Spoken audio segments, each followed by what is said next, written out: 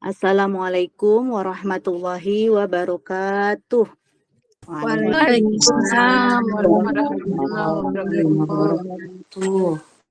Innal hamdalillah nahmaduhu wa nasta'inuhu wa nastaghfiruh wa na'udzu billahi min sururi anfusina wa min sayyiati a'malina may yahdihillahu fala mudhillalah wa may yudlilhu fala hadiyalah. Asyhadu an la ilaha illallah wahdahu la syarikalah wa asyhadu anna Muhammadan abduhu wa rasuluh. Allahumma sholli ala nabiyyina Muhammad wa ala alihi wa sahbihi ajmain amma ba'du. Ya ayyuhalladzina amanu taqullaha haqqa tuqatih wa la tamutunna illa wa antum muslimun. Baiklah, ibu-ibu yang dirahmati Allah, mari kita awali pertemuan ini dengan mengucapkan rasa syukur atas segala nikmat yang telah Allah limpahkan kepada kita semua. Terutama nikmat terbaiknya yaitu nikmat iman Islam, nikmat taufik hidayah, serta nikmat sehat walafiat. Yang mana berkumpulnya kita dalam media virtual ini dalam rangka bertolabul ilmu. Salawat dan salam semoga tercurah pada junjungan kita, Rasulullah Sallallahu Alaihi Wasallam. Semoga kita semua yang hadir di sini kelak mendapatkan syafaat beliau di yaumil akhir. Amin ya robbal alamin. Baiklah, ibu-ibu yang dirahmati Allah, kita buka agenda ini dengan mengucapkan basmalah. Bismillahirrahmanirrahim. Semoga aktivitas yang kita lakukan hari ini mendapatkan keberkahan dari Allah Subhanahu wa Ta'ala. Amin ya Rabbal Alamin. Kami mengucapkan jazakillah khairan kepada Umi Siti Mukhlisoh, guru kita yang kita cintai, dan di tengah padatnya amanah serta agenda Umi, alhamdulillah Umi ada keluasan waktu untuk bersama kita dalam majelis ilmu ini. Dan insya Allah Umi akan menyampaikan materi dengan tema tafsir dan tadabbur Quran Surat Al-Ikhlas. Saya juga mengucapkan jazakumullah khairan kepada ibu-ibu Majelis Taklim Khairunisa yang telah hadir dalam agenda kajian rutin kita ini. Semoga Allah melimpahkan rahmatnya kepada kita semua. Amin ya robbal alamin. Baiklah, saya langsung beranjak pada agenda berikutnya, yaitu tilawah Quran yang insya Allah akan dibacakan oleh Ibu Zuhair di Quran Surat Al-Jumu'ah ayat 1 sampai dengan 4. Kepada Bu Zuhair, kami persilahkan. Terima kasih Bu Lulu. Ya, silahkan Ibu. Assalamualaikum warahmatullahi wabarakatuh.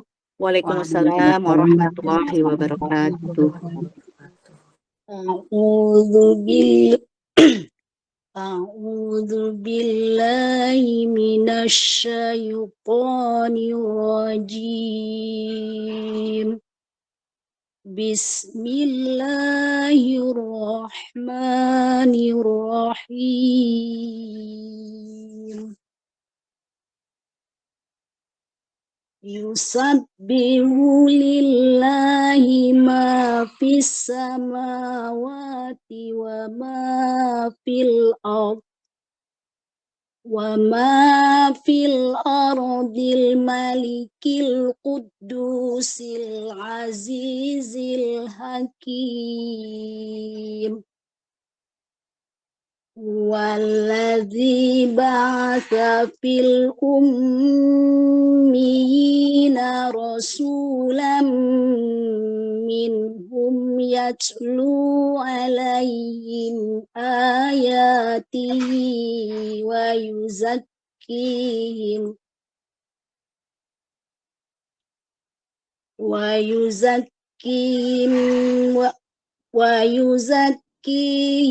wa yu'allimuhumul kitaba wal hikmata wa in kanu min qablu lafi dhalalin mubin wa akharina minhum lamma yalhaqu bihim wa huwal azizul hakim. Dzalika fadlullahi yu'tihi man yasha Wallahu zul fadlil azim. Sadaqallahul azim. Dengan nama Allah yang Maha Pengasih, Maha Penyayang. Apa yang ada di langit dan apa yang ada di bumi senantiasa bertasbih kepada Allah, Maha Raja, yang Maha Suci, yang Maha Perkasa, Maha Bijaksana. Dialah yang mengutus seorang Rasul kepada kaum yang buta huruf dari kalangan mereka sendiri, yang membacakan kepada mereka ayat-ayatnya, menyucikan jiwa mereka, dan mengajarkan kepada mereka kitab dan hikmah, sunnah, meskipun sebelumnya mereka benar-benar dalam kesesatan yang nyata. Dan juga kepada kaum yang lain dari mereka yang belum berhubungan dengan mereka. Dan dialah yang Maha Perkasa, Maha Bijaksana. Demikianlah karunia Allah yang diberikan kepada siapa yang Dia kehendaki, dan Allah memiliki karunia yang besar. Maha benar Allah dengan segala firman-Nya. Assalamualaikum warahmatullahi wabarakatuh. Waalaikumsalam warahmatullahi wabarakatuh. Jazakillah khair, Bu Juher. Allahumma arhamna bil Quran. Semoga Al-Quran kelak menjadi syafaat bagi kita semua di yaumil akhir. Amin. Ya rabbal alamin. Baiklah, ibu-ibu yang dirahmati Allah, kita lanjutkan kepada agenda inti kita, yaitu penyampaian materi yang insya Allah akan disampaikan oleh Umi Siti Mukhliso, dan insya Allah selama kurang lebih 60 menit. Kepada Umi, kami persilahkan. Jazakillahu khair Bu Lulu atas waktu dan kesempatannya. Bismillahirrahmanirrahim. Assalamualaikum warahmatullahi wabarakatuh. Waalaikumsalam warahmatullahi wabarakatuh. Alhamdulillahirabbil alamin. Nahmaduhu wa nasta'inuhu wa nastaghfiruh wa na'udzu billahi min shururi anfusina wa min sayyiati a'malina. May yahdihillahu fala mudilla lahu wa may yudlilhu fala hadiyalah. Allahumma salli ala sayyidina Muhammadin wa ala alihi wa ashabihi wa man tabi'ahum bi ihsanin ila yaumiddin. Qala Allah Ta'ala fil Qur'anil Karim, a'udzu billahi minasyaitonir rajim. Bismillahirrahmanirrahim. Wa ilahukum ilahu wahidun la ilaha illa huwar rahmanur rahim. Allahu la ilaha illa huwal hayyul qayyum, la ta'khudhuhu sinatun wa la nawm, lahu ma fis samawati wa ma fil ardh. Ma alladhi yashfa'u indahu illa bi'idnih. Al-ayat. Wa qala Rasulullah sallallahu alaihi wasallam, jaddidu imanakum bila ilaha illallah.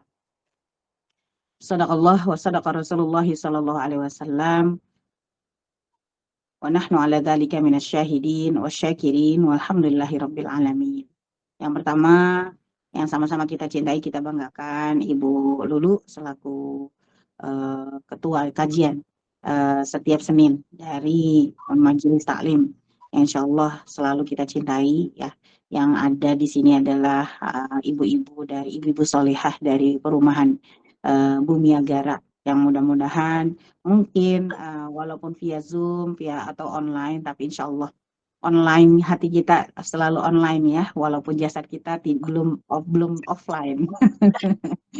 Hatinya selalu online, dan online itu sudah sejak kita diciptakan oleh Allah Subhanahu wa Ta'ala. Kita sudah harus selalu online dengan Allah Subhanahu wa Ta'ala. Tidak pernah kita bisa melihat ya Allah, belum, karena masih terpenjara di dunia, masih terpenjara dengan badan kita, masih terhidup di alam wujud ini.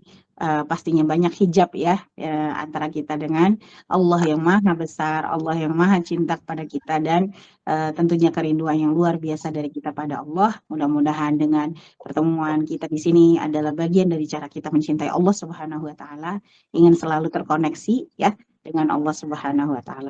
Dan sekali lagi kita doakan semoga Majelis Taklim kajian yang dipimpin oleh Ibu Lulu selalu dalam keberkahan, dapat ridho dari Allah, dan kita yang hadir semua di sini mendapatkan maghfirah dan serta hidayah, taufik, inayah dalam amal kita. Amin ya rabbal alamin. Salawat dan salam kita haturkan pada, oh ya, juga pada sebelumnya, pada apa ibu-ibu, ada senior-senior kehidupan kita, senior kita ya, ada Bu Lina, ada Bu Zuher, ada siapa lagi yang saya tidak sebutkan satu persatu, dan semua ibu-ibu jamaah majelis taklim Khairun Nisa yang dimuliakan oleh Allah Subhanahu wa taala. Ibu-ibu, yang pertama, alhamdulillah segala puji dan syukur kehadirat Allah. Kita sekali lagi bersyukur pada Allah, la in syakartum la azidannakum wa la in kafartum inna adzabi lasyadid.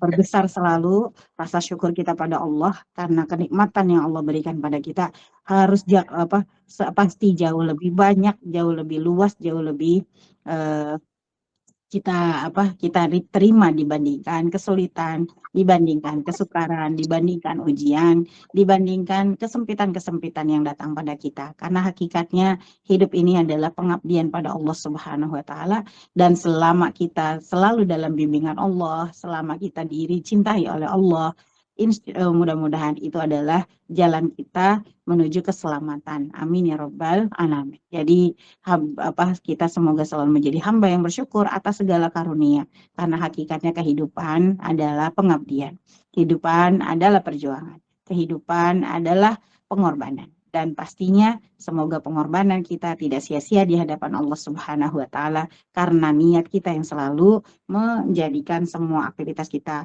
menuju Allah Subhanahu wa taala.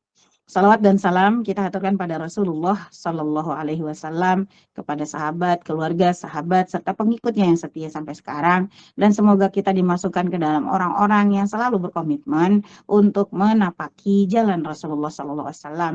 Tentu saja kondisi kita umat akhir zaman berbeda dengan umat-umat pada masa sebelum kita.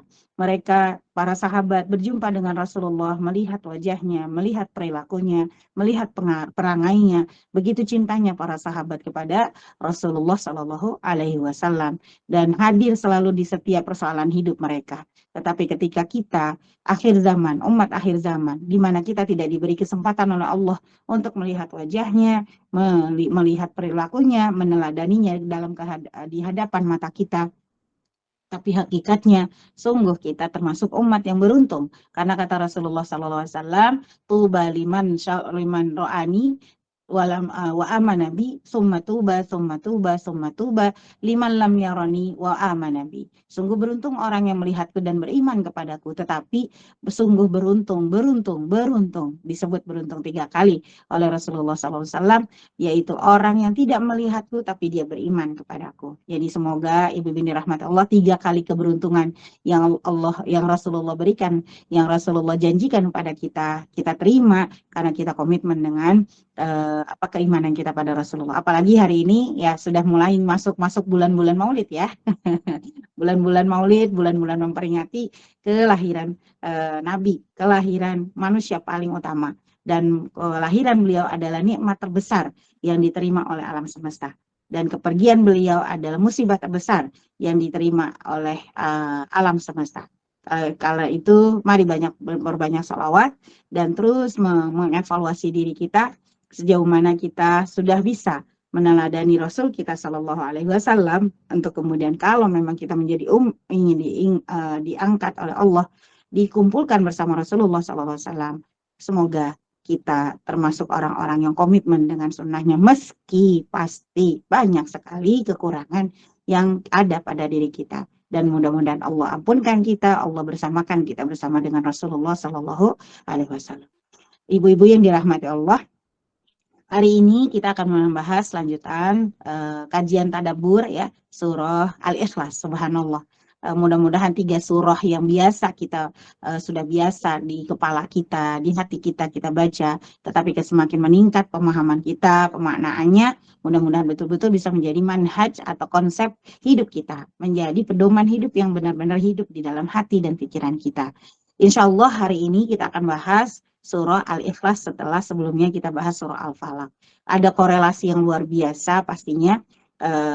Secara urutan Al-Ikhlas dulu, baru Al-Falaq dan An-Nas ya.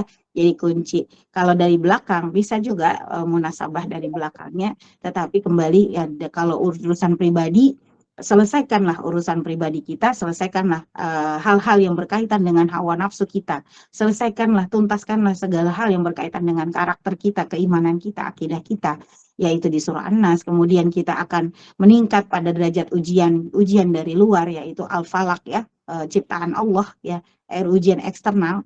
Dan kemudian kuncinya yang terbaik adalah ketika kita pahami surah Al-Ikhlas, insya Allah sebenarnya kita sedang menuju Allah Subhanahu wa Ta'ala dari berbagai ujian diri dan juga ujian dari luar kita. Sesungguhnya kita hendak menuju Allah bagi orang-orang yang lulus, bagi orang-orang yang bisa melewati ujian-ujian di surah An-Nas dan ujian-ujian di surah Al-Falaq.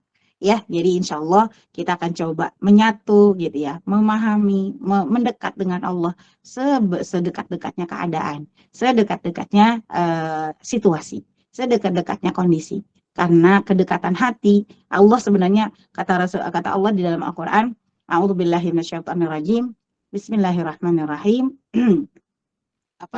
Nahnu aqrabu ilaihi minkum walakin la tubsirun. Sesungguhnya aku lebih dekat kepada kamu ya daripada kamu kepada mereka. Maksudnya ini terkait dengan setiap personal itu sebenarnya lebih dekat pada Allah Subhanahu wa Ta'ala. Kita, teman kita ya, teman, keluarga masih tetap belum lebih dekat dibandingkan Allah Subhanahu wa Ta'ala. Hanya Allah yang dekat dengan kita. Wa nahnu aqrabu ilaihi min hablil warid, kata Allah. Karena Allah dekat, bahkan lebih dekat dari urat nadi yang menempel di dalam leher kita, di leher kita, di tubuh kita.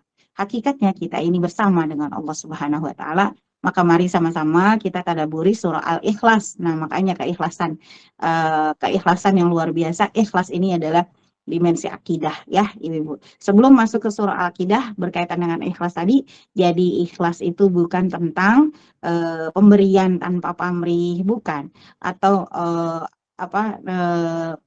tidak atau menolaknya kita dari balasan kebaikan-kebaikan orang-orang yang kita berikan kebaikannya, bukan itu. Tapi ikhlas itu sebabnya adalah bab tentang akidah, tentang kemurnian, tentang ketulusan, tentang segala hal. Tidak ada satupun yang kita cari, yang kita tuju kecuali Allah Subhanahu wa Ta'ala. Itu.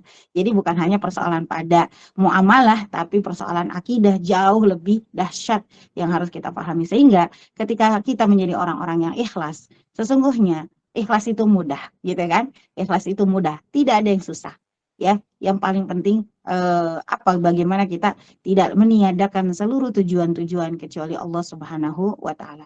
La maqsuda illallah. Itulah salah satu gambaran keikhlasan. Tidak ada tujuan apapun kecuali Allah Subhanahu wa Ta'ala. Maka Ibu-ibu dirahmati Allah, mari sama-sama kita kuatkan lagi persoalan akidah ya. Persoalan akidah, salah satu perbuatan akidah adalah ma'rifatullah. Di surah Al-Ikhlas ini adalah surah tentang bagaimana kita mengenal Allah Subhanahu wa Ta'ala. Allah memperkenalkan dirinya lewat surah Al-Ikhlas ini sehingga ma'rifah kita baik kepada Allah. Mudah-mudahan ma'rifah kita juga kepada persoalan hidup kita jauh penuh dengan kemudahan dan solusi. Ibu-ibu dirahmati Allah, bahwa penyakit umat yang paling besar pada zaman sekarang gitu ya, atau sepanjang zaman, bukanlah penyakit hal-hal yang sifatnya berbau materi, penyakit sosial, penyakit ekonomi ya, persoalan-persoalan ya, persoalan ekonomi, persoalan pendidikan, persoalan politik gitu ya, bukanlah persoalan utama, tapi sesungguhnya yang terjadi di masyarakat kita adalah yang paling dasar adalah persoalan akidah. Dan persoalan akidah yang ada di masyarakat kita lebih kepada persoalan bagaimana dia mengenal Tuhannya. Sehingga kalau seandainya seluruh manusia atau orang beriman ini mengenal Rabb-nya dan kemudian cinta pada Rabb-nya, niscaya tidak ada manusia yang berani melakukan kemaksiatan. Niscaya tidak ada yang mudah melakukan kezoliman di antara yang lainnya. Seandainya mereka kenal Tuhan mereka. Tetapi kita dilalaikan oleh banyak sekali tipu muslihat syaitan, iblis di hadapan kita, sehingga kita tidak bisa melihat jernih siapa hakikatnya Tuhan kita, sehingga sering kita terdistraksi atau teralihkan, dan kemudian kita terkejut atau terpana dan bahkan kemudian menjadi orang-orang yang mudah putus asa karena cara pandang kita, jarak pandang kita yang begitu dekat dengan nafsu, dan akhirnya kita tidak melihat Allah Subhanahu wa Ta'ala, padahal Allah dekat dengan kita. Insya Allah di surah Al-Ikhlas ini kita akan coba kuatkan, karena solusi utama dari setiap persoalan sebenarnya adalah ketika kita tahu siapa Tuhan kita. Ya, jadi Ibu Bini rahmati Allah, mari sama-sama kita buka surat Al-Ikhlas, kita kenalkan, kita memperkenalkan diri dengan surah kita, dan siap menerima hidayah Allah yang Allah taburkan di surah Al-Ikhlas ini, dari setiap hurufnya, dari setiap ayatnya, dari setiap bunyinya, bahkan setiap maknanya. Insya Allah, mudah-mudahan Allah selamatkan kita. Ibu Bini rahmati Allah, pertama tentang surah Al-Ikhlas. Surah Al-Ikhlas adalah surah Makkiyah, ya, surah Makkiyah. Dia turun di kota Makkah. Tentu saja karakteristik Makkah bukan hanya persoalan tempat, tapi persoalan isi, ya, isi tujuan dari ayat-ayat yang diturunkan di dalam di kota Makkah. Orientasinya adalah penguatan akidah tadi, ya. Makanya sebenarnya solusi pertama, gitu, solusi utama, ya, yang melandasi semua persoalan yang lain, gitu, adalah persoalan bagaimana dia mengenal Tuhannya.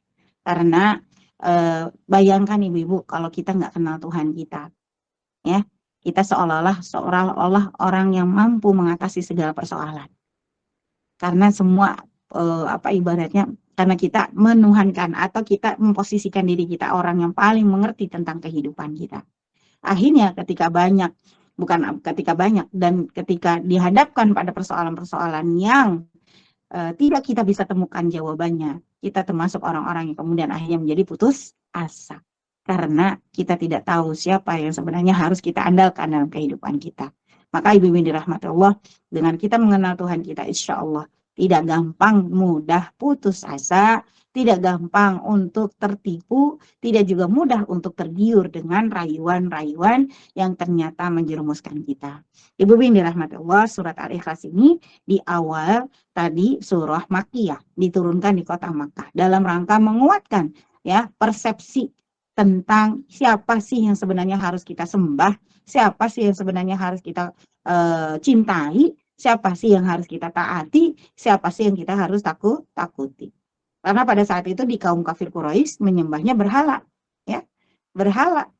Mereka mengatasnamakan berhala-berhala itu dengan atas nama Allah. Penyerupaan yang luar biasa buruk, ya, perumpamaan yang luar biasa buruk dengan mengatasnamakan Allah, padahal mereka bukan menyembah Allah, mereka bukan takut sama Allah, mereka hanya menjadikan patung-patung, batu-batu itu sebagai tipu muslihat, manipulasi, menipu masyarakat, menipu orang lain untuk kemudian mengatasnamakan Tuhan, mendukung dan membela kepentingan orang-orang yang sombong dan orang-orang yang memiliki kekuasaan dan enggan bertakwa kepada Allah Subhanahu wa Ta'ala. Jadi Ibu yang dirahmati Allah, hati-hati kita termanipulasi, ya, termanipulasi, tertipu oleh apapun berhala-berhala. Jadi berhala itu bukan hanya sekedar patung, kita juga bisa menjadikan diri kita berhala, ya, menyembah, mengatasnamakan ego kita, mengatasnamakan kebaikan di atas ego kita, ya, Ibu yang dirahmati Allah. Nah, inilah surah Al-Ikhlas. Kenapa dinamakan surah Al-Ikhlas? Disebutkan Al-Ikhlas, padahal nggak ada kata-kata Al-Ikhlas, ya, di surah itu. Sesamar itulah, serahasia itulah, setidak tampaknya itulah ikhlas itu. Artinya apa, Ibu? Kalau ada orang, siapa yang paling tahu ikhlasnya seseorang? Hanya Allah Subhanahu wa Ta'ala. Ya, Ibu, hanya Allah. Dan apakah ketika seseorang yang merasa saya udah ikhlas, walaupun di dalam hatinya sudah apalagi diomongin ke orang, ya, kalau diomongin sampai diungkapkan ke orang aja sudah kita pahami itu, misalnya saya ikhlas berarti sebenarnya dia tidak ikhlas, ya, itu sudah kita pahami. Tapi ternyata ketika kita mengatakan dalam hati kita ikhlas, gitu, ya, ikhlas itu ternyata masih disebut kita belum ikhlas. Saya udah ikhlas, tapi ternyata tetap dikategorikan masih belum ikhlas, diperbaiki keikhlasannya itu. Ya Masya Allah, segitu gaibnya, segitu samarnya, segitu tersembunyinya keikhlasan itu, segitu apa maksudnya, tidak boleh tampak di dalam hati kita, tidak boleh kita merasa ikhlas, itu juga adalah syarat dari keikhlasan itu sendiri. Jadi Masya Allah, betul-betul kita tanpa reserve, tanpa kepentingan, tanpa bahkan merasa dirinya sendiri ikhlas, itu aja sudah nggak boleh, gitu ya. Nah itulah setidak tampaknya kata ikhlas itu di dalam surah Al-Ikhlas. Padahal isinya adalah tentang bagaimana kita memurnikan tauhid kita pada Allah Subhanahu wa Ta'ala, yaitu ikhlas. Jadi ikhlas itu apa, Ibu? Memurnikan tauhid kita, memurnikan keesaan Allah dalam diri kita, memurnikan Allah saja yang menjadi tempat tujuan kita, ya Ibu. Nah, nama lain dari surah Al-Ikhlas itu apa? Termasuk yang biasa ya, kalau orang-orang dulu nyebutnya kulhu gitu ya. Surah kulhu, atau diterusin, dilanjutkan kulhu Allahu ahad gitu ya. Bacakanlah wahai para sahabat, misalnya Rasulullah, bacakan wahai sahabat surah kulhu untukku gitu ya. Itu namanya ikhlas, Al-Ikhlas gitu ya. Kemudian juga nama yang lain Al-Asas, Masya Allah. Nama surah Al-Ikhlas nama lainnya adalah Al-Asas. Apa arti Al-Asas, Ibu? Dasar, asas ya, dasar yang betul-betul darinya lah lahir semua bentuk pemikiran, bentuk berdiri di atasnya bentuk-bentuk prinsip-prinsip kehidupan, prinsip-prinsip keimanan gitu ya. Lahir daripadanya semua hal yang berkaitan dengan kebutuhan hidup kita di sini, di dunia kita, amal kita, akidah kita, amal kita ya Ibu-ibu. Jadi Al-Asas, nama lain surah Al-Ikhlas ini juga Al-Asas. Jadi betul, kalau asasnya berantakan ibaratnya gitu ya. Kan asas berarti harus betul-betul asasnya itu jam terbagus ya, ukurannya, kadarnya, kemudian tahan ini ibaratnya pondasinya, komposisinya ya, komposisi dari pondasi yang menjadi asas dari sebuah bangunan. Pasirnya harus yang terbaik, batunya harus yang paling bagus, batu kali kan kalau di pondasi ya paling bagus gitu, atau apa lagi. Nah komposisi, kalau komposisi asas itu akidahnya misalnya apa, batunya apa, pasirnya apa ya, airnya gimana, semennya apa, itu nilai-nilai akidah. Kalau boleh disebut akidah itu apa, misalnya kayak tadi rukun iman, kemudian rukun iman itu yang paling paling lengkap ya, komposisi akidah kita ya. Kemudian al-asma wa sifat gitu ya, asma wa sifatnya Allah Subhanahu wa Ta'ala menjadi komposisi dari akidah kita, sebagaimana komposisi pondasi dalam bangunan, ada pasirnya, ada batunya, ada airnya, termasuk kadar-kadarnya. Karena kadar-kadarnya kalau berlebihan juga bukanlah yang kemudian menjadi perusak, menjadi punya potensi untuk memberikan perusakan. Bahwa satu dan yang lainnya tidak boleh saling tidak saling berkaitan, tidak boleh ditinggal gitu ya, tidak boleh ditinggal. Nah kayak gitu Ibu. Jadi asas, bayangkan asas itu seperti pondasi yang kokoh. Kalau bangunannya hotel tinggi, nah di dalam Al-Qur'an surah Ibrahim, masalul mu'minina masalul mu'minina kasyajarah. Perumpamaan seorang mukmin itu seperti kasyajaratin thayyibah, seperti pohon yang baik. Nah, apa pohon yang baik disebutkan di ayat itu surah Ibrahim ya. Nanti bisa dicek ayatnya, dicek aja, nggak apa-apa, ditelaah. Surah Ibrahim, asluha sabitun. Syajaratin thayyibatin, asluha sabitun. Aslun itu apa? Asas sebenarnya. Nilai dasarnya sabit, kokoh, tegak, nggak bergoyah, tidak bergoyah, tetap. Ya. Jadi enggak goncang, enggak mudah. Kalau tahu berarti enggak mudah dia teralihkan. Misalnya karena orang lain, enggak mudah teralihkan. Semua fokus karena Allah, enggak karena yang lain. Jadi ada juga kalau kita kadang-kadang kan berbuat karena orang lain, karena situasi yang menuntut, ya Bu ya. Memaksa pilihan-pilihan yang ibaratnya berdasarkan penilaian kita. Makanya Ibu-ibu rahmatullah, saya tuh sering banget mengingatkan diri saya, mengingatkan ibu-ibu, kita itu beriman pada Allah masih penuh dengan cacat. Nah, kemarin saya baca Al-Quran di surah juz ke 4 ya, juz keempat atau juz ke-5. Itu sesungguhnya ketika ada orang Al-A'rab dikatakan waqalatil a'rabu amanna, dan ingatlah ketika ada orang Arab itu orang asing gitu ya, atau orang yang sebenarnya dia belum paham gitu dalam persoalan agama, atau dia belum paham, orang asing datang mengatakan kepada Rasulullah SAW, mereka orang yang beriman. Terus Rasulullah bilang gini, katakanlah Muhammad, kata Allah dalam Al-Quran itu, kulam tu'minu, katakanlah kepada mereka belum beriman. Walakin qulu aslamna, dan katakanlah kepada mereka baru berislam saja. Jadi baru sholat, puasa, zakat, haji, tapi belum lantas mengantarkan kita menjadi orang yang beriman.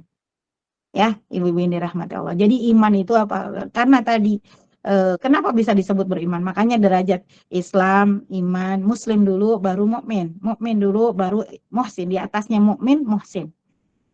Jadi orang Islam belum tentu mukmin. Orang Islam belum tentu muhsin.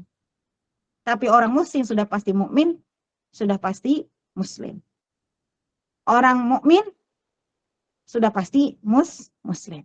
Dan kita masih bisa mengatakan, benarkah kita termasuk orang yang beriman? Jangan-jangan kita baru sebatas menggugurkan kewajiban-kewajiban kita, sholat, puasa, zakat, haji, dan seterusnya. Dan di pelaksanaan itu kita masih juga banyak cacatnya, ya kan? Cacat niatnya, cacat caranya, cacat tujuannya. Kita sering terbawa oleh hawa nafsu kita sendiri, ego kita sendiri, kita melaksanakan syariat Allah. Betapa kurang banget sebenarnya ya amalan kita untuk Allah Subhanahu wa taala. Tapi kita sudah merasa seperti orang soleh gitu, atau seperti merasa orang seperti yang sudah layak masuk surga gitu. Walaupun surga itu dijanjikan oleh orang yang beriman. Jadi ibu dirahmati Allah, ini koreksi banget. Makanya di dalam surah Al-Ikhlas ini ada banyak keutamaan nanti ya. Sehingga mudah-mudahan dengan surah Al-Ikhlas ini kita semakin kokoh akidah kita, bersih diri kita bukan bersih dari dosa. Kalau dosa insya Allah namanya manusia, al-insan mahallul khata' wan nisyan. Tapi paling tidak kita bisa meminimalisir dan terus dalam bimbingan Allah Subhanahu wa taala ketika kita melakukan setiap aktivitas kita. Sehingga Allah selalu mengampuni, merahmati kita, menerima setiap amal kita, walaupun penuh dengan kekurangan. Karena niat kita memang semata-mata karena Allah. Al-Asas. Nama lain dari Al-Ikhlas ini juga ada, yaitu As-Somad. Nama lainnya. Jadi ada berapa nama ibu-ibu? 3 Al-Ikhlas. 3 ya. 4. Ada 3 dan 4 ya. Jadi 4. Qul huwallah, Al-Asad, Asas, dan Al-Somad, As-Somad. As-Somad itu apa artinya? As-Somad artinya tempat bergantung segala sesuatu. Ya, As-Somad. Yang segala sesuatunya bergantung kepadanya. Ya, itu. Jadi diambil dari kata As-Somad di ayat 2 surah Al-Ikhlas. Jadi ini nih As-Somad ini yang kemudian menjadi pokok pembahasan juga. Nah, ibu-ibu yang dirahmati Allah, itu namanya. Kemudian As-Somad makosid ya, makosid dari Al-Qur'an, dari surah Al-Ikhlas ini tujuannya adalah tauhidullah. Mengesahkan Allah aja. Memurnikan Allah, memurnikan keesaan kita pada Allah Subhanahu wa taala. Semurni air susu yang bersebelahan dengan dengan kotoran yang ada di perut sapi. Ya, semurni itu, tidak tercemar oleh apapun, tidak tercemar baunya, tidak tercemar warnanya, tidak tercemar rasanya. Itulah keikhlasan kita. Harus seperti itu, tidak tercemar rasa cinta kita pada Allah, tidak tercemar ibaratnya warna itu tampilannya, tampilan kita, performan kita, tidak tercemar oleh hal-hal yang bukan dari Allah ya. Rasa itu soal hati, tidak tercemar hati kita dari rasa-rasa selain rasa Allah Subhanahu wa taala. Rasa cinta karena Allah, rasa benci karena Allah, rasa sedih karena Allah, rasa khawatir karena Allah, rasa rindu karena Allah. Jadi ada kekhawatiran, adakah rasa itu yang kita datang bukan dari Allah? Banyak. Khawatir, misal khawatirnya apa? Khawatir sama anak saya. Kenapa? Anak saya takut, anak saya ibaratnya kalau pergi misalnya, kenapa tahu anak saya mau pergi kemana, ke luar negeri misalnya. Enggak, kasihan, takut apa? Takut nanti nggak bisa ketemu, takut nanti kalau sakit kita nggak bisa ngurus gitu ya Bu ya. Takut kalau nanti dia butuh, atau kita takut berjauhan dengan anak kita misalkan. Ini yang lagi saya alami, lagi curhat nih Bu. Karena anak saya di Mesir jauh ya gitu. Nah, kita harus kalahkan demi anak kita yang keluar negeri untuk untuk mendapatkan ilmu agama, menjadi orang yang bertakwa gitu ya. Apakah kita harus mengutamakan rasa-rasa itu gitu kan?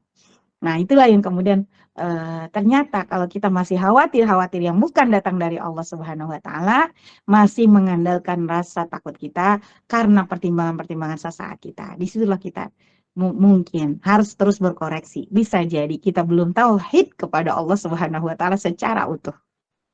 Apalagi persoalan sederhana, misalnya takut makan gitu ya, nggak usah ya. Takut susah, takut sakit ya. Ketakutan-ketakutan yang kemudian membuat kita menjadi orang-orang yang akhirnya lupa bahwa Allah ada untuk kita di setiap waktu, di setiap keadaan. Gitu ya. Contoh khawatir nih, kekhawatiran yang berlebihan. Misalkan kalau kekhawatiran berlebihan misalnya kayak paranoid jadinya. Semua kayak aduh takut nih, takut ini, takut itu. Padahal sesuatu yang nggak perlu ditakuti. Contoh yang paranoid misalnya apa? Kayak persoalan sederhana yang biasa itu saja ditakutin gitu ya, itu paranoid yang biasa terjadi. Itu penyakit persoalan yang memang memicu berasal dari psikis juga, tapi psikis tadi kembalinya kepada lagi-lagi persoalan akidah, kedekatan kita sama Allah, keyakinan kita sama Allah Subhanahu wa taala. Terus rasa yang mana lagi? Rasa yang sifatnya cinta, suka ya kepada apapun. Berbuatlah selalu landasan cinta atau suka kita kepada sesuatu karena memang suka kita pada Allah, bukan karena perspektif kita. Nah, itulah keikhlasan yang kayak gitu tuh Ibu. Tidak tercampur dengan, tapi kita tidak selalu murni. Kadang-kadang kita suka sama orang ya, sama teman kita karena sesuatu yang menurut kita cocok dengan kita ya kan gitu. Bukan semata-mata karena Allah. Akhirnya ketika kita temukan sesuatu yang tidak cocok, perasaan kita jadi berubah dengan orang yang kita cintai. Tadinya senang, akhirnya jadi ilfil gitu kan. Betapa hal itu Masya Allah gitu ya Bu ya. Hati kita tuh ya Allah. Makanya kalau saya sekali lagi mengingatkan diri saya, ya Allah betapa mudah kita tuh dikecewakan. Maksudnya dikecewakan, bukan dikecewakan oleh orang sebenarnya, tapi kita tertipu oleh diri kita sendiri. Sehingga akhirnya kita cenderung kecewa, sedih, atau cinta, atau marah, atau rindu. Karena sebab hati dan perasaan kita yang sangat picik dengan kehidupan kita ini. Maka Ibu dirahmati Allah, lihatlah orang-orang yang tauhidnya lurus, bagus, dia akan selalu berani. Kenapa para sahabat berani mati berperang di jalan Allah yang jelas-jelas akan di kehidupan medan perang itu penuh tipu daya ya. Luka pasti ada gitu, bahkan taruhan nyawa, tapi mereka begitu berani menjemput kematian itu. Karena apa? Karena mereka cuma menuju Allah saja. Sedangkan kita masih gampang takutan, gampang takut, gampang khawatir, gampang sedih, gampang marah, dan akhirnya lemah kita. Ya, Ibu-ibu.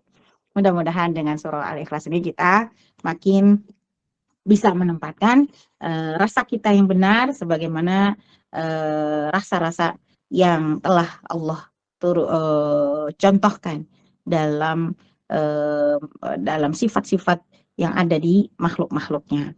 Nah, kemudian Ibu-ibu yang dirahmati Allah, yang ingin kita sampaikan pada kesempatan kali ini adalah juga apa itu keutamaan ya, keutamaan surah Al-Ikhlas.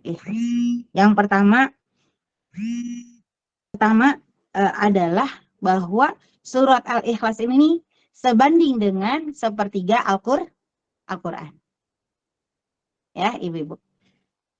Surah Al-Ikhlas ini sebanding dengan kandungannya sebanding dengan sepertiga Al-Quran. Ini hadisnya ada ya, bahwa Al-Quran itu Al-Ikhlas itu sulusul Quran. Sulusul Quran, sepertiga Al-Quran. Makanya ketika ada zikir, Qul huwallahu ahad, baca 3 kali, bernilai pahala seolah dia membaca Al-Quran utuh. Jadi ternyata bahasa lainnya, pemahaman secara rasionalnya apa? Kalau Al-Ikhlas ini kita surah dengan berbagai pemaknaannya kita baca, sungguh kita sudah seperti memahami nilai-nilai kandungan Al-Quran yang tujuannya adalah tauhidullah. Itu ya, sulusul Quran. Dianggap seperti membaca, kalau baca 3 kali seperti membaca Al-Quran utuh. Padahal yang dimaksud dari sepertiga Al-Quran tadi adalah bahwa kandungan Al-Quran itu ada 3, Ibu. Yang pertama sulusul ula, sepertiga pertama itu adalah tentang tauhid. Inilah contohnya Al-Ikhlas. Kemudian Sifatur Rahman. Di dalam surah Al-Ikhlas ini juga mengandung hukum-hukum Allah, ayat-ayat hukum, ya, ayat-ayat hukum dari sifat Rahmannya, ya, hukum, karena hukum-hukum yang dikandung di dalam Al-Quran adalah gambaran, ya, hukum Islam, hukum agama kita, perintah Allah dan larangannya, kemudian segala petunjuk, ya, dan gambarannya terkait dengan semua ujian-ujian kehidupan, semua persoalan kehidupan adalah bentuk rahmannya Allah pada kita. Itu sepertiga yang kedua dari surah Al-Ikhlas. Kemudian sepertiga yang terakhir adalah kata Rasulullah SAW di dalam sepertiga yang terakhir yang terkait dengan keutamaan dari surah Al-Ikhlas ini adalah bahwa kata Rasulullah SAW, man qara'aha 10, man qara'aha 10 marrat bunyalahu baitun fil jannah. Nah, barang siapa yang membaca surah Al-Ikhlas 10 kali, ini bukan sekedar 3 nih, tapi 10 kali, maka Allah bangunkan buatnya bagi orang yang membacanya itu satu surga, satu taman di surganya Allah Subhanahu wa Ta'ala. Bu, Masya Allah, keutamaan surah Al-Ikhlas. Dan dia termasuk juga kandungan Al-Ikhlas itu sendiri adalah sepertiga kandungan Al-Quran. Kandungan Al-Quran yang pertama adalah tauhid, kandungan Al-Quran yang kedua adalah hukum-hukum Allah, dan kandungan yang ketiga adalah kisah, ya, kisah-kisah Al-Quran yang semuanya merujuknya kepada apa? Kepada tauhidullah, gitu ya, Bu. Nah, itulah keutamaan Al-Ikhlas. Makanya kemarin ada tuh mulai banyak dalil-dalil yang menguatkan kita untuk salah satunya membaca zikir tahlil, ya, tahlil, tahmid, ya, la ilaha illallah, rangkaian dan segala macam. Kemudian bacaan keutamaan membaca Al-Baqarah, ya, di 5 ayat Al-Baqarah, 2 ayat terakhir surah Al-Baqarah. Kemudian surah Al-Ikhlas, surah Al-Falaq, An-Nas, ya. Karena memang itulah yang diajarkan oleh para ulama kita terdahulu untuk kita menjadi tradisi zikir kita. Apalagi kita sudah biasa dengan al-ma'surat, ya. Maka itu bagian dari cara kita agar Allah selalu membawa kita kepada kebaikan. Ketika kita baca Al-Ikhlas 10 kali atau 3 sampai 10 kali, mudah-mudahan Allah selalu jaga tauhid kita. Amin ya rabbal alamin. Nah, itu hadis riwayat siapa tadi yang terkait dengan membaca Al-Quran Al-Ikhlas 10 kali? Hadis riwayat Ad-Darimi, ya, Ibu. Kemudian juga disebutkan di dalam surah di Sahih Al-Jami', Sahih Bukhari, disebutkan keutamaan surah Al-Ikhlas ini adalah barang siapa membaca 3 kali, maka dan dibarengi dengan membaca Al-Falaq dan An-Nas, ya, marot sobahan wa masaan, beberapa kali di pagi dan sore, maka kafahullah kulla syai', Allah akan cukupi semuanya untuk orang yang membacanya. Ya, apalagi kita, ya, Bu Juher, ya, Bu Lina, ya, kita nih yang udah mulain kepala 6, kepala 5 gitu, ya. Masya Allah, zikir itu menjadi sebuah senjata, apalagi yang masih muda gitu ya. Yang masih muda banyak ujiannya lebih berat daripada bener nggak ya? Yang mau lebih muda lebih berat ujiannya, bener nggak Bu Lulu? Ujiannya lebih gede apanya? Nafsunya. Kalau Nafsunya. udah tua mah, udah sepuh mah, nafsunya udah mulai berkurang. Bener ya Bu Lulu? Iya, Kita masih banyak makan udah maunya. berkurang ya Umi ya. Afwan. Iya, nafsu makan Tidur udah juga udah berkurang. kurang. Bener, nafsu makan udah berkurang, nggak pengen jalan-jalan, pengennya di rumah aja. Bener nggak? Nafsunya udah berkurang. Kalau yang masih Iya. muda, pengennya Betul. makan, pengennya jalan-jalan, pengennya materi, baju, Masya Allah masih banyak. Jadi makanya zikir ketika kita membaca surah Al-Falaq, An-Nas, Al-Ikhlas ini ya, pagi dan siang atau pagi dan sore, maka Allah bilang Allah cukupi kebutuhannya. Masya Allah ya ibu-ibu. Kebutuhan kita yang pasti bukan hanya materi, tapi kebutuhan di atas segala-galanya adalah butuh Allah Subhanahu wa Ta'ala. Nah, terus ibu-ibu, sekarang masuk ke tafsirannya ya. Jadi itu keutamaannya. Tafsirannya adalah saya ambil dari kitab masih tetap di Zilalil Quran, tapi nanti ada kesimpulan utama ya yang bisa kita ambil dari surah Al-Ikhlas ini. Yang pertama adalah disebutkan Qul huwallahu ahad. Katakanlah Allah itu esa, tunggal.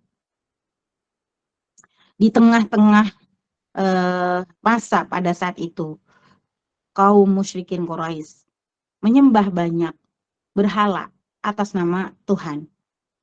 Juga di tengah-tengah pemahaman jazirah Eropa, kekaisaran Romawi, Persia yang juga mengaku dengan kemusyrikannya, ya, penyembah berhala. Atau di Eropa Trinitasnya, ya, Tuhan tiga, ya kan?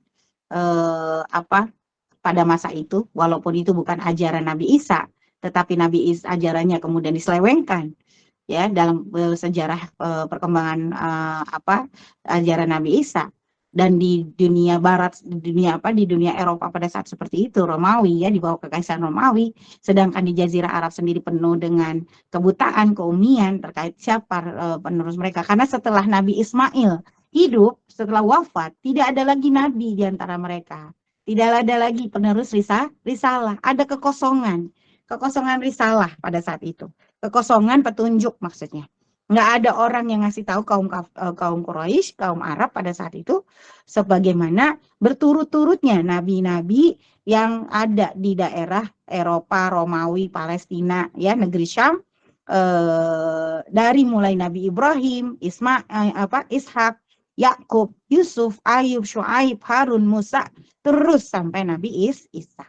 Nah, itu ujian yang luar biasa. Makanya kenapa agama Islam atau syariat Islam, risalah Islam diturunkan di kota atau di daerah Jazirah Arab, karena masih murni kejahiliahannya ya. Jahiliahannya masih murni dibandingkan kejahiliahan atau kesesatan yang ada di dunia, bagian dunia yang lainnya. Kemusyrikan yang nyata, udah tahu Tuhan satu tapi masih dianggap masih menyembah. Tapi kalau di di Jazirah Arab terputus setelah Nabi Ismail wafat, tidak ada penyambung risalah. Mereka dalam keadaan penantian yang luar biasa. Nah, di tengah-tengah kondisi seperti itu, Allah hadir menerangkan siapa Rob mereka, zatnya. Bagaimana Allah itu? Bagaimana Tuhan? Siapa yang disebut Tuhan itu? Yaitu Qul huwallahu ahad. Allah itu satu, bukan yang banyak, bukan yang mengaku dirinya berkuasa, tapi kemudian menzolimi manusia yang lain. Bukan yang kemudian menganggap dia mampu memberikan kehidupan sebagai pemimpin kepala suku, memenuhi kebutuhan masyarakat yang ada di bawahnya. Tetapi Tuhannya adalah Allah yang tidak pernah punya anak, tidak pernah punya ibu, tidak berayah, tidak beribu, tidak beranak, dan tidak diperanaki. Di ayat yang keduanya. Jadi betul-betul ini disebutnya ibu-ibu sama orang-orang orientalis, pemahaman agama, fondasi Islam tentang konsep ketuhanan yang paling jelas adalah konsep ketuhanannya Islam. Konsep ketuhanan Islam. Kalau konsep ketuhanan yang lain nggak jelas. Karena kok bisa Tuhan beranak? Ada ya video satu anak kritis tuh, anak Eropa. Itu kritis banget. Kok bisa Tuhan itu punya anak? Berarti dia punya padahal masih kecil, Bu. Anak Eropa bisa jadi bukan nggak pernah bersentuhan dengan Al-Quran, nggak pernah bersentuhan dengan orang Islam gitu ya, tetapi dia bertanya dengan ibunya, kenapa kok Tuhan kenapa Tuhan disalib gitu, kenapa Tuhan kok ada Tuhan anak dan seterusnya. Pertanyaan yang luar biasa itu udah menunjukkan sesungguhnya fitrah manusia itu ya ibu-ibu, manusia apapun, bukan muslim, bukan hakikat seluruh manusia, dia adalah beriman pada Allah Subhanahu wa taala. Ya, Ibu-ibu. Nah, kembali lagi. Jadi di konsep ketuhanan dalam Islam itu yang paling jelas, dan kita gitu ya, secara otomatis subjektivitas kita atau diri kita sebagai muslim, kita harus tambah yakin kebenaran akan agama kita, Allah Subhanahu wa taala. Bahwa segala sesuatu ini berawal dari Allah ya, dan kembali kepada Allah. Konsep yang paling jelas. Kalau pengen bahas tentang konsep ketuhanan, Bu, panjang banget dalam dunia perkuliahan. Ya, ya itu teologi. Dalam ilmu filsafat, itu teologi itu ilmu ketuhanan bahasanya. Ilmu ketuhanan, bab akidah sebenarnya. Gitu. Jadi ada teologi Kristen, ada teologi Islam, ada teologi Buddha. Mereka punya konsep ketuhanan, tetapi sudah banyak bukti para ilmuwan, para sejarawan, para sarjana ya yang memang bergelut di dunia filsafat, hanya Islam yang punya konsep ketuhanan yang jelas. Makanya sekarang banyak banget berbondong-bondong orang-orang Eropa masuk Islam karena yang lebih jelas, lebih rasional, Bu. Gitu. Ketunggalan itu ya, esanya itu. Nah, terus kemudian Qul huwallahu ahad. Jadi kita harus juga di dalam hati kita, kalau kita juga masih memposisikan kita sebagai orang mukmin sekarang di dalam diri kita, kita juga nggak boleh menyekutukan Allah. Karena Allah satu, esa, yang dituhankan itu satu. Kita nggak boleh menuhankan diri kita. Kita tidak boleh menuhankan hawa nafsu kita. Kita tidak boleh mengatasnamakan atau mengatasi atau mementingkan semua selain selain Allah. Nggak boleh. Kepentingan keluarga, kepentingan orang yang kita cintai, kepentingan kelompok, kepentingan dunia, kepentingan apapun, nggak boleh. Sama saja kita disebut menyekutukan Allah. Makanya perbuatan yang paling besar dosanya dan tidak diampunkan oleh Allah, asyirku billah. Berbuat syirik pada Allah. Tapi syirik banyak bentuknya. Syirik yang terbesar adalah ya tadi, menyekutukan Allah Subhanahu wa taala. Menjadikan tandingan selain Allah dan dianggap sebagai berfungsi sebagai Tuhan, penolong, pelindung, apalagi misal tadi cari kedukun ya. Kan sama aja tuh jadiin pendukun itu manusia tandingan Allah, minta perlindungan ya kepada mereka dan seterusnya dan seterusnya. Ibu-ibu dirahmati Allah. Nah, kemudian Allahus samad. Qul huwallahu ahad. Allahus samad. Yaitu Allah yang as-samad itu apa artinya? Tempat memiliki segala bergantung. Yang dituju. As-samad. Sebenarnya hakikatnya namanya yang dituju. Jadi kalau mau bergantung, meminta kepada Allah, mau mencinta kepada Allah, menghibur diri dengan Allah, mau menjadikan segala sesuatu ini ibaratnya punya makna dan punya nilai itu kepada Allah Subhanahu wa taala. Mau menjadikan semua halnya ini adalah kita terpenuhi, itu Allah Subhanahu wa taala. Jadi memang yang kita tuju. As-Samad itu yang kita tuju. Ya, yang kita tuju.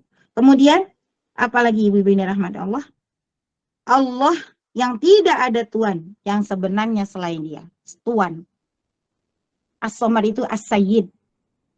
Kalau Sayyid tahu ya Ibu. Sayyid itu gelaran bahasa orang Arab, Sayyid. Tapi Sayyid itu yang dituankan. Nah, ini yang dituankan itu biasanya apa yang dilayani, kemudian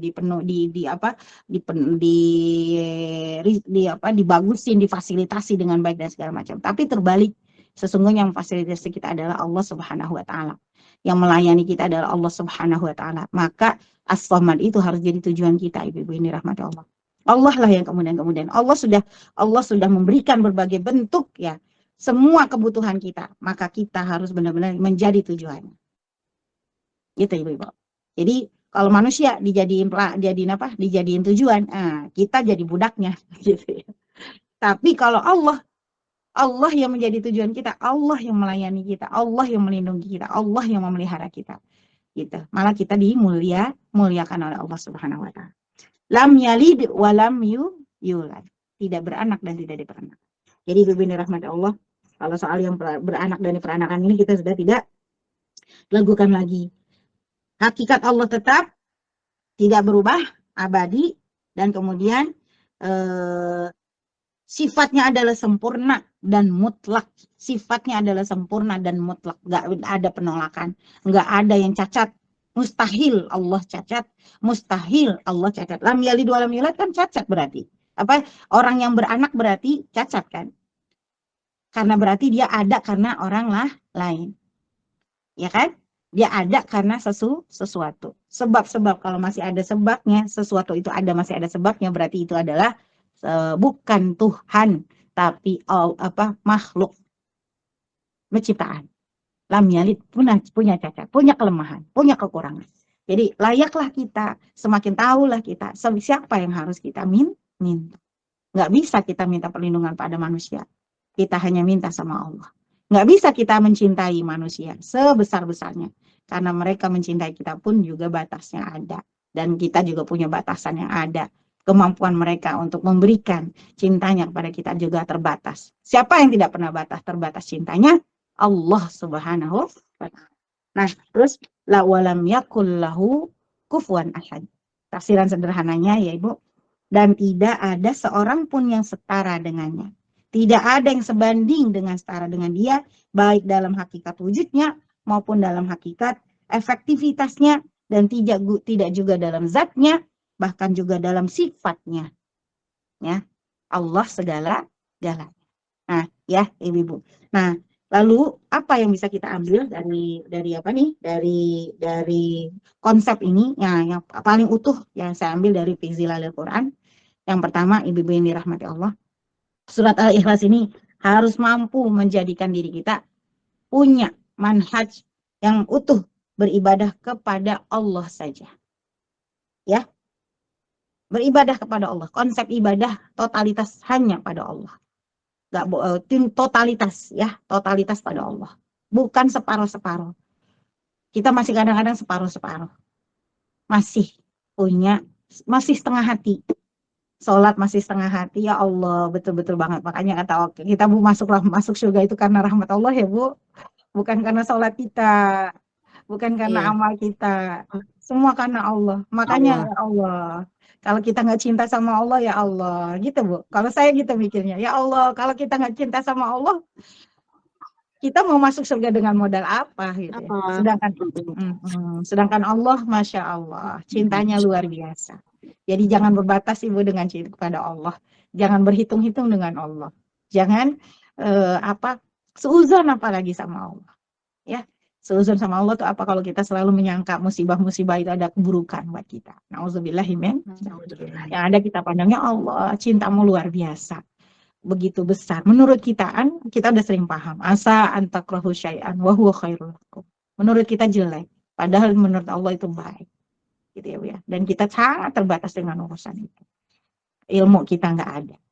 Kita nggak punya ilmu. Mau sehebat apapun, mau seprofesor sekalipun, innama yakhsyallaha min ibadihil ulama. Hanya orang yang disebut berilmu, hanya orang yang takut sama Allah. Jadi sehebat apapun gitu kita. Tapi kalau kita nggak takut sama Allah, nggak cinta sama Allah, Masya Allah. La haula wala quwata illa billah. Kemudian yang kedua, manhaj untuk selalu mengarahkan hidup kita hanya untuk Allah saja, menuju Allah aja. Udah kalau bahasanya gini Bu, sederhananya. Ingat aja mati, ingat aja kuburan, ingat aja akhirat, ingat aja kiamat, ingat aja timbangan, ingat aja surga, ingat aja neraka. Tapi yang paling harus kita ingat Allah. Apakah kalau kita nggak ingat, kalau Allah kalau surga dan neraka itu nggak ada, kita tetap cinta sama Allah? Kan gitu pertanyaannya, lagu Dewa 19. Ya, ya, tidak juga kan? Jadi kita memang seperti wali seorang perempuan Robi'ah al-Adawiyah, mencintai Allah tanpa syarat. Mencintai Allah bukan karena sebab pahala atau surga, tapi mencintai Allah karena memang mengenal Allah, bahwa Allah lah yang harus dicintai. Ya, ibu-ibu. Kemudian yang ketiga, manhaj untuk menerima sesuatu dari Allah saja. Menerima sesuatu dari Allah saja. Ya, artinya apa? Sesuatu yang memang baik pasti dari Allah. Dan kita harus menerima apapun itu, kalau itu memang diberikan pada kita, itu adalah kebaikan. Ya, karena kita yakin dengan Allah. Nah, termasuk juga kalau nggak baik, ya udah kita, misalnya dari manusia, kita nggak memberikan sesuatu, mengiming-iming kita sesuatu. Kalau mengiminginya itu adalah dalam rangka membuat Allah ridho dengan kita, boleh kita terima. Kalau iming-imingnya itu adalah supaya misalnya ngaji yuk nanti dapat di rewards kan gitu ya Bu Lulu. Sekarang ngaji sekarang biar pada banyak anggotanya pakai door prize. Pakai door prize gitu ya. Supaya banyak pesertanya. Masya Allah. Masya Nah, Allah. tapi harus juga dibangun bahwa kita ngaji bukan karena ingin menerima door prize atau ajakan manusia lain untuk ngaji dan kebetulan dijanjikan door prize, tapi lagi-lagi menerima sesuatu karena memang Allah yang mengizinkan. Jadi kalau datang nggak ngaji nggak ada door prize nggak masalah. Ada juga kan, tapi apakah segitunya? Bisa jadi karena kadang manusia itu tentu punya banyak kepentingan. Ya, ibu-ibu. Dan yakinlah seikhlas sepamrih-pamrihnya, tapi insya Allah keikhlasan masih punya. Kemudian yang ketiga, keempat, manhaj untuk bergerak dan maju beramal karena Allah saja. Ya, ibu-ibu. Dari sini, beramal apapun udah karena Allah. Bukan karena cuci piring biar pada bersih, biar pada sehat. Nah, itu perantara. Tapi lebih baik cuci piring karena Allah. Allah menyukai an-nazafatu at-tuhuru syatrul iman. Jadi membersihkan diri konsepnya keimanan. Bukan hanya faktor kesehatan. Karena bicara sehat, berapa banyak orang menjaga kesehatan tubuhnya, tetap aja dia sakit. Berapa banyak orang terus memelihara vitalitas dirinya, suplemen ini periksa darah tiap MCU setiap berapa Bu Lulu standarnya? MCU medical check up tiap akhir tahun Ya, biasanya ya, Mi. iya tiap akhir tahun ya, kayak gitu. Terkontrol pokoknya udah dilarang ini enggak, udah mantang ini mantang itu tetap aja sakit, ya kan? Jadi berbuatlah sesuatu, bergerak sesuatu memang karena Allah, bukan karena yang lain. Kemudian apalagi yang terakhir, yaitu manhaj bahwa kita harus selalu menghubungkan hati kita antara kita dengan manusia, dengan segala yang wujud ini, dengan hubungan cinta, kasih sayang, lembut dan dan saling terhubung. Maksudnya apa? Yaitu tadi semua hubungan kita di antara diri kita dengan orang-orang sekitar kita adalah hubungan karena Allah, kecintaan aja. Itu cinta. Makanya agama Islam, agama cinta emang benar. Bukan agama sebelah dong tuh ngaku agama damai, agama cinta, agama kasih sayang. Sesungguhnya kita dari Allah. Jadi agama kita juga mengajarkan itu. Maka ibu dirahmati Allah, jadilah kita orang-orang yang selalu terpelihara ya, orientasi kita, tujuan kita, manhaj kita dan segala macam, dan otomatis ini menjadi awal dari berbagai jawaban persoalan-persoalan yang kita hadapi. Nah, terakhir ibu yang dirahmati Allah, terkait surah Al-Ikhlas ini adalah saya ingin menekankan somadun, as-somad, la yahtaju li ahadin. Somad itu adalah yang nggak butuh yang lain. Wal kullu yahtajuhu, dan segala yang lain butuh pada Allah Subhanahu wa taala.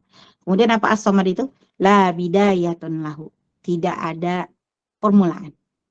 Jadi as-somad itu nggak ada karakter dia sesuatu yang baru gitu ya, sesuatu yang muncul gitu ya.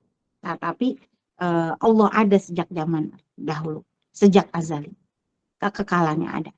Ya, terus la nihaya, tidak pernah berakhir. Saya tahu, saya suka dengan nasyidnya siapa? Sami Yusuf. Ibu bisa buka nanti. Ada apa? La nihaya. La nihaya itu ternyata simbol fisikanya ya Pak Bu. Yang angka 8 terbalik rebah ya Bu ya. Eternity ya. Ya. 8 terbalik. Coba, putus nggak Bu? Selalu aja bergerak. Inilah prinsip alam semesta kita. Dia apa, nilai-nilai Allah yang ada di dalamnya. Kasih sayangnya tidak bertepi, perlindungannya tidak bertepi, tidak pernah putus gitu ya. Rahmatnya, cintanya, kenikmatannya, ya, perlindungannya, penjagaannya kepada kita tidak pernah bertepi. Ibu ini rahmati Allah. Seperti tadi, ya, itulah simbol keabadian. Dan kita semakin yakin, kita semakin tenang hidup kita ketika kita mengandalkan semua pada Allah As-Samad. Ya, Ibu Bini rahmati Allah. Nah, itu mungkin mohon maaf kalau dalam paparan saya masih banyak terbata-batanya karena surah Al-Ikhlas ini memang nggak bisa digambarkan dengan lisan dengan sederhana, Ibu. Banyak banget tafsiran-tafsiran para ulama yang membahas tentang surah Al-Ikhlas ini berjilid-jilid, berbuku-buku, ya Bu ya. Berbab-bab gitu, dan bahkan kita bisa maknai di dalam kehidupan kita, berbab-bab dalam kehidupan kita tidak bisa ungkapkan. Intinya udah, makanya zikir yang ada tuh kalau di tasawuf, Allah Allah Allah Allah Allah aja terus atau lebih sederhana lagi, hu itu seperti bahasanya itu sebenarnya simbol gerakan. Setiap tarikan nafas kita Allah, setiap tarikan keputusan kita Allah, setiap tindakan kita Allah. Nah itu karena Allah segala-galanya, nggak bisa digambarkan. Dialah yang menciptakan ini semua. Kitalah manusia yang hanya melihat dari sudut yang sangat-sangat terbatas, bahkan bukan terbatas, tidak punya apa-apa. Maka pada pemahaman kita tentang Allah Subhanahu wa Ta'ala, minta selalu seperti doa Robitoh kita, a'udzubillahi minasyaitonirrajim, wa ahyiha bima'rifatik, ya, hidupkanlah selalu dengan mengenalmu ya Allah. Jadi setiap kali sesi kehidupan kita, fase persoalan hidup kita, jadikan itu momen untuk mengenal Allah, ya Bu ya. Sehingga akhirnya makin cinta, makin sayang, makin tenang hati kita, makin ya Allah gitu aja tuh, ya Allah gitu. Dan akhirnya kita makin terus mensyukuri, dan nggak ada satupun yang bisa menyaingi di hati kita kecuali Allah Subhanahu wa Ta'ala. Wallahu a'lam bishawab. Itu saja, mudah-mudahan bermanfaat. Assalamualaikum warahmatullahi wabarakatuh. Waalaikumsalam warahmatullahi wabarakatuh. Jazakillah khairan kasiran Umi untuk pemaparannya yang Masya Allah luar biasa, demikian detil. Baiklah ibu-ibu, sedikit saya ringkas apa yang telah Umi sampaikan di Quran Surat Al-Ikhlas ini dalam mentadaburinya. Surat Al-Ikhlas dengan nama lainnya adalah Al-Azaz atau dasar atau pondasi dari keimanan, dan nama lainnya adalah As-Somad, yaitu tempat kita bergantung, tempat tujuan kita hanya Allah Subhanahu wa Ta'ala. Dan surat Al-Ikhlas adalah salah satu surat akidah yang mengandung kemurnian, ketulusan. Tidak ada satupun yang kita tuju kecuali ridho Allah. Yang dengan menyelamatkan akidah kita dengan mengenal Allah. Ketika kita mengenal Allah, niscaya kita akan terselamatkan dari potensi hawa nafsu. Dan dengan mengenal Allah, insya Allah kita tidak akan putus asa, tidak akan tertipu dengan hawa nafsu. Keutamaan dari surat Al-Ikhlas ini adalah sebanding dengan sepertiga Al-Quran. Kandungan dari surat Al-Ikhlas, sepertiga pertamanya adalah tauhid, sepertiga keduanya adalah ayat-ayat hukum, dan sepertiga yang terakhir adalah kisah-kisah Al-Quran yang merujuk kepada ketauhidan. Konsep ketuhanan yang paling jelas adalah Islam, dengan tidak menyekutukan Allah, Allah As-Somad, Allah yang menjadi tujuan kita, Allah pelindung kita, Allah yang maha luar biasa kasih sayangnya pada kita, yang cintanya tiada terbatas, yang kasih sayangnya sangat-sangat sempurna. Allah adalah yang abadi, yang mutlak, yang sempurna, yang tiada batas kasih sayang serta cintanya. Wallahu alam bisawab. Ibu-ibu, jika ada hal-hal yang ingin ditanyakan, baiklah saya persilahkan. Saya dengar kesimpulan yang dibacain Bu Lulu, saya sendiri merinding. Masya Allah Umi, Masya Allah Umi. Monggo Ibu. Afwan, silahkan ibu-ibu. Izin Bu Lulu bertanya, izin Umi. Silakan Bu Arni Nofri, silakan Ibu. Langsung kepada Umi. Iya, Assalamualaikum Umi. Waalaikumsalam warahmatullahi wabarakatuh Bu Arni. Iya, Umi izin bertanya, bagaimana dengan posisi seorang Muslim bernazar, sedangkan dia mengaku bergantung kepada Allah, tapi karena dia supaya lebih yakin dia bernazar, itu gimana itu Umi? Jazakillah khair Umi. Wa jazakillah khair. Langsung Bu Lulu. Ya, silakan Umi, langsung dijawab. Masya Allah. Ya, jazakillah pertanyaannya Bu Arni. Masya Allah, luar biasa. Ya, dalam nazar, memang di dalam Islam, secara fikih ya, hukumnya dibolehkan.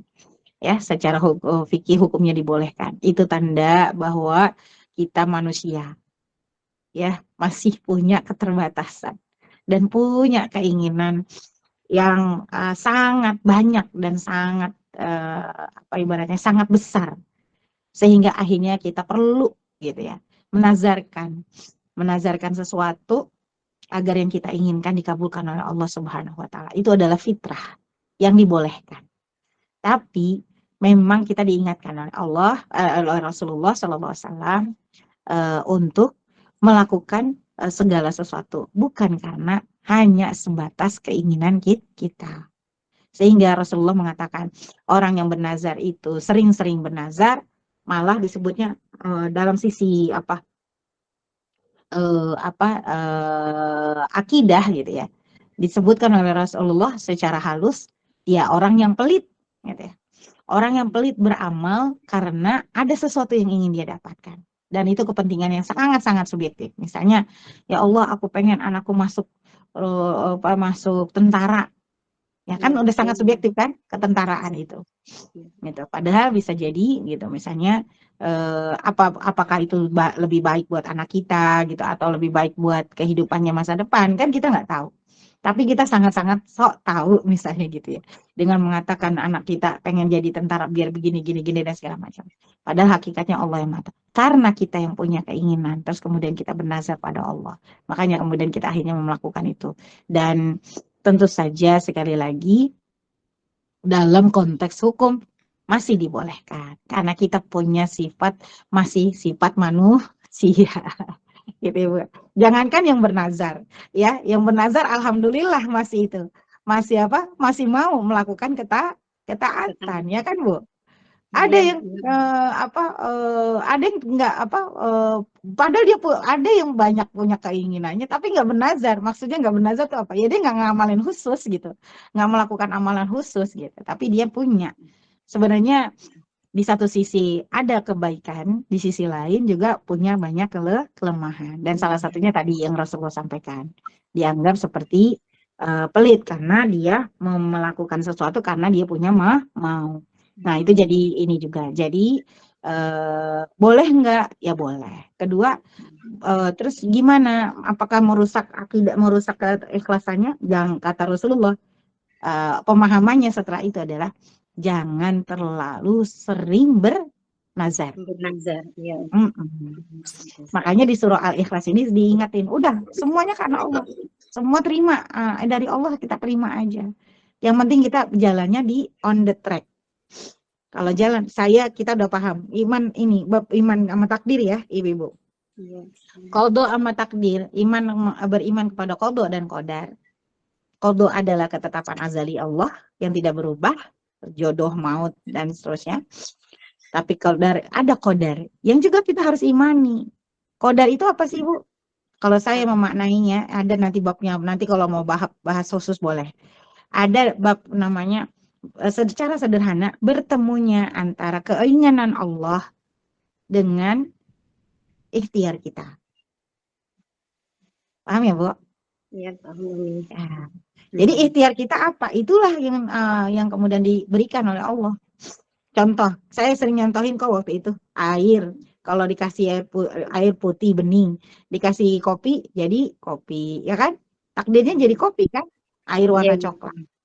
Nah, gitu. Jadi kalau qadar, jadi bicara tentang nazar, lagi-lagi bicara tentang beriman sama qadarnya Allah.